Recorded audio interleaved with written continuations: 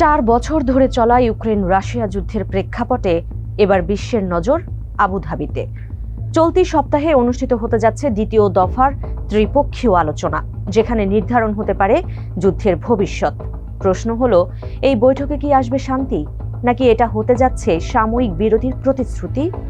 যুদ্ধের ছায়ায় চাপা উত্তেজনা এখন প্রতিটি সিদ্ধান্তকে করে তুলেছে আরও গুরুত্বপূর্ণ। যুক্তরাষ্ট্র, রাশিয়া ও ইউক্রেনের কর্মকর্তাদের ত্রিপক্ষীয় আলোচনার দ্বিতীয় পর্ব আগামী 4 ও 5 ফেব্রুয়ারি সংযুক্ত আরব আমিরাতের রাজধানী আবুধাবিতে অনুষ্ঠিত হবে। 1 ফেব্রুয়ারি এই তথ্য জানিয়েছেন ইউক্রেনের প্রেসিডেন্ট ভলোদিমির জেলেনস্কি। এই বৈঠকের উপর অস্থায়ী যুদ্ধবিরতির ভবিষ্যৎ নির্ভর করছে বলেও মন্তব্য করেন তিনি। এমন এক সময়ে এই আলোচনা অনুষ্ঠিত হতে যাচ্ছে যখন ইউক্রেনের তাপমাত্রা হিমাঙ্কের নিচে নেমে গেছে। রাশিয়ার হামলায় দেশটির বিদ্যুৎ সরবরাহও বিঘ্নিত হচ্ছে।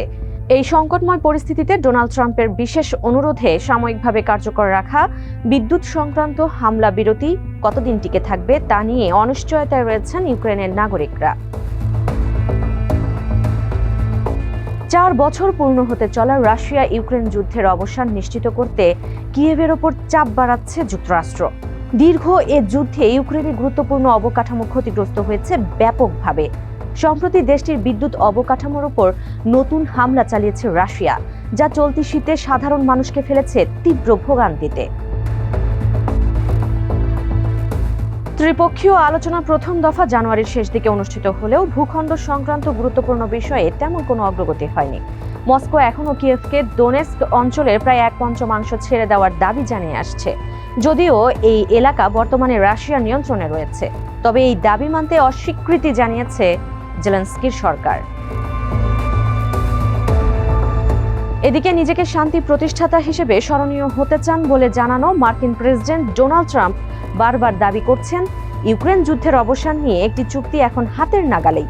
তিনি জানান, তীব্র শীতের কথা বিবেচনায় নিয়ে রাশিয়ার প্রেসিডেন্ট ভ্লাদিমির পুতিন 1 সপ্তাহের জন্য জ্বালানি স্থাপনায় হামলা বন্ধ রাখতে রাজি হয়েছেন। পুতিনের সঙ্গে ট্রাম্পের চুক্তির শর্তগুলো অবশ্য স্পষ্ট নয়, তবে ক্রেমলিন জানিয়েছে তারা 1 ফেব্রুয়ারি পর্যন্ত জ্বালানি অবকাঠামোয় হামলা বন্ধ রাখতে রাজি হয়েছে। অন্যদিকে ইউক্রেনের দাবি, এই স্থগিতাদেশ আগামী 8 ফেব্রুয়ারি পর্যন্ত কার্যকর থাকার কথা ছিল।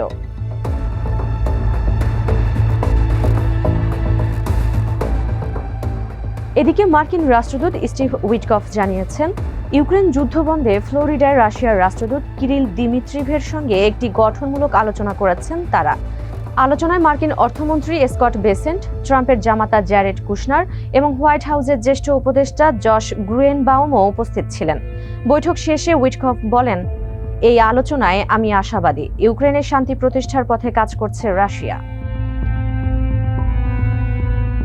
1 ফেব্রুয়ারি সাবেক রুশ প্রেসিডেন্ট দিমিত্রি মেদভেদেভ ট্রাম্পকে শান্তি প্রতিষ্ঠাতা বলে প্রশংসা করেন। তিনি জানান, শিগগিরই ইউক্রেনে সামরিক বিজয় অর্জন করবে রাশিয়া, তবে পরবর্তীতে কি হবে তা ভাবা জরুরি বলেও উল্লেখ করেন দিমিত্রি মেদভেদেভ। তিনি বলেন, আসলে জয়ের লক্ষ্য হলো নতুন সংঘাত রোধ করা। মেদভেদেভ বর্তমানে রাশিয়া নিরাপত্তা পরিষদের ডেপুটি চেয়ারম্যান হিসেবে দায়িত্ব পালন করছেন। সাম্প্রতিক দিনগুলোতে ইউক্রেন বা রাশিয়া কেউই তাদের জ্বালানি অবকাঠামোয় বড় ধরনের হামলার খবর দেয়নি। তবে জেলেনস্কি বলছেন, বিমান হামলার মাধ্যমে শহর ও গ্রাম অঞ্চলের মধ্যে সরবরাহ লাইনগুলো ধ্বংসের চেষ্টা চালাচ্ছে রাশিয়া।